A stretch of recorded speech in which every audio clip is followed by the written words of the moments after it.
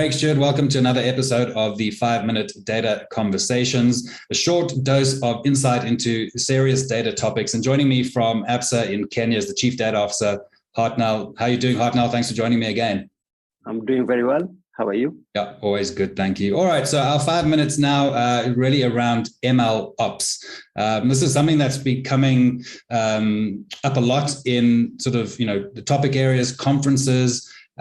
Companies are looking to see how they can really structure their machine learning for better results, better efficiency, etc. I don't think a lot of people know much about MLOps, so I'll hand it over to you.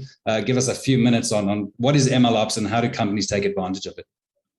So number one, MLOps is actually born out of DevOps. And basically what DevOps is the ability to combine aspects of development of solutions and operationalization of the same solutions. So you don't have different teams that are building, running, and maintaining applications. So that's basics on DevOps.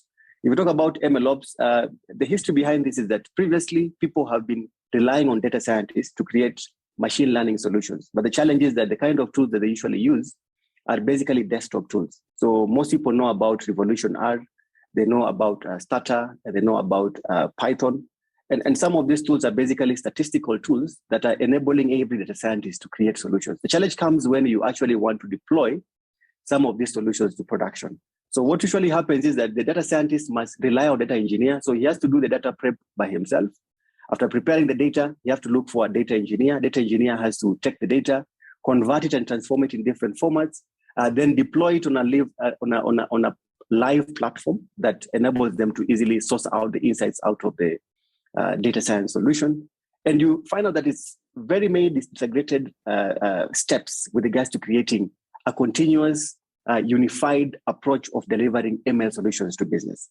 So what does MLOps come to solve? Number one, and the key thing you have to take away from MLOps is unification of solutions. So instead of having different teams and different people who are actually developing data science solutions, you're actually unifying the whole journey of creation of data pipelines that take data out of source systems, fitting of different types of statistical and AI and machine learning models, and deploying them into production. So the different 4 steps of MLOps are, number one, data pipeline. So you have to be able to create a reusable data pipeline within your infrastructure that allows you to keep on picking data from the source systems and updating it as new data comes in. And for some systems, it may actually be real-time data. The second level is actually development. This is whereby instead of having a desktop whereby you're training and fitting your model, you're having this running in a cloud kind of platform. So as data streams in, automatically you're able to get the data and fit it into an actual model. Then you have the pre-production environment whereby you test the different conditions of your model. Are they really meeting the business value? And the last step is actually production, whereby you have your ML solutions and models actually creating value to the business and they're consuming from this level. The overarching layer that passes across all these 4 steps is actually the model management level, which controls how data comes in, what kind of errors are there, and how you're able to use it. That's simply how you deploy MLOps.